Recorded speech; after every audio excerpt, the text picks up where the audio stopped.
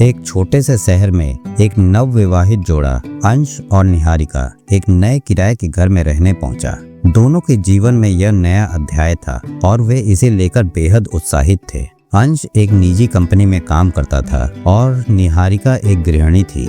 उन्होंने अपने छोटे से घर को सजाने में बहुत मेहनत की थी और हर एक चीज को खास तरीके से रखा था। पहली सुबह जब वे नाश्ता कर रहे थे, निहारिका ने खिड़की से बाहर देखा और पाया कि सामने वाली छत पर कुछ कपड़े फैले हुए हैं। कपड़ों को देखते ही उसने टिप्पणी की, अंश देखो, सामने वाले लोग कपड़े भी ढंग से नहीं धोते, कितने मैले लग रहे हैं। अंश ने उसकी बात सुनी लेकिन ज्यादा ध्यान नहीं दिया। उसे लगा कि निहारिका बस यूं ही बात कर रही है। अगले कुछ दिनों में निहारिका ने कई बार वही बात दोहराई। हर बार जब वह कपड़े सुखाते हुए देखती तो उन्हें मैले कहकर बुरा भला कहने लगती। अंश को यह थोड़ी अजीब बात लगी लेकिन उसने कभी इस पर ध्यान नहीं दिया। निहारिका का यह आदत बनता जा रहा था। उसे लगता था कि सामने वाले लोग साफ सफाई का ध्यान नहीं रखते और उनके कपड़े हमेशा मैले रहते हैं। वह इस बात को लेकर कभी कभी परेशान भी हो जाती थी और अंश से कहती थी, कैसे लोग हैं ये, साफ कपड़े भी नहीं रख सकते। अंश जो कि शांत और समझदार व्यक्ति था, निहारिका की बातों को धैर्य पूर्वक सुनता रहा।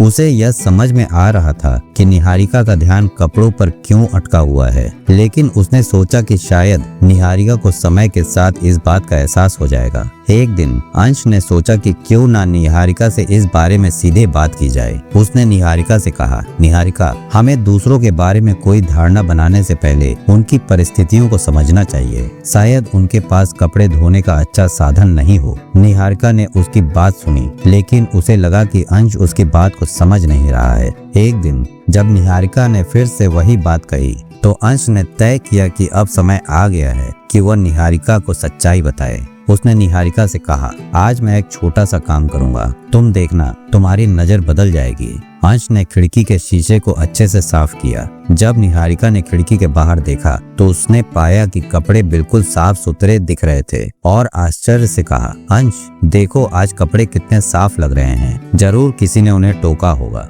अंश मुस्कुराते हुए बोला, नहीं निहारिका, किसी ने उन्हें टोका नहीं, आज मैंने हमारी खिड़की साफ की है। निहारिका को यह बात सुनकर गहरा धक्का लगा। उसे समझ में आ गया कि उसने कितनी बड़ी गलती की थी। उसकी नजर में सामने वाले लोग गलत नहीं थे, बल्कि उसकी खिड़की ही गंदी थी।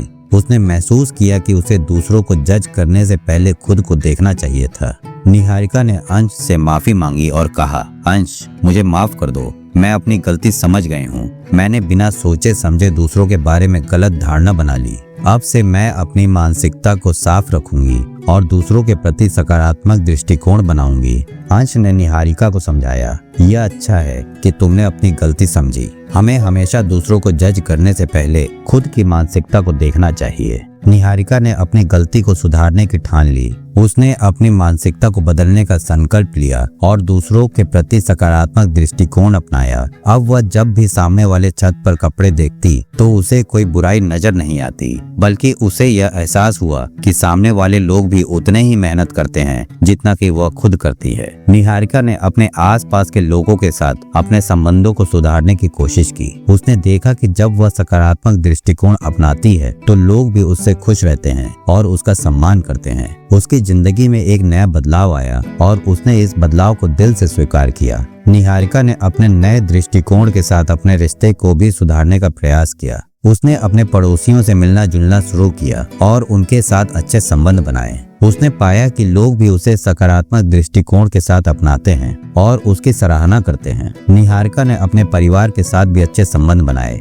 उसने अपने पति अंश के साथ अपने रिश्ते को और मजबूत किया और उनकी सलाह को मानकर अपने जीवन को बेहतर बनाया। अब उसकी जिंदगी में खुशियां और संतोष था। निहारिका और अंश के जीवन में अब एक नया अध्याय शुरू हो गया था। उन्होंने सीखा कि दूसरों को जज करने से पहले अपनी मानसिकता को देखना चाहिए और सकारात्मक दृष्टिकोण अपनाना चाहिए। उनकी जिंदगी में अब खुशियां थी और उन्होंने इसे दिल से अपनाया। निहारिका ने अपनी सीख को दूसरों के साथ भी साझा किया और उन्हें भी सिखाया कि हमें दूसरों को जज करने से पहले अपनी खिड़की को साफ रखना चाहिए। उसने अपने जीवन में सकारात्मक बदलाव को लाकर खुद को और दूसरों को खुश रखा। इस कहानी से हमें यह सीखने को मिलता है कि हमें दूसरों को जज करने से पहले अपनी मानसिकता को देखना चाहिए और सकारात्मक दृष्टिकोण अपनाना चाहिए। तभी हम अपनी जिंदगी में खुशियाँ और संतोष पा सकते हैं। अगर आपको कहानी पसंद आई तो चैनल को सब्सक्राइब और शेयर जरूर करें।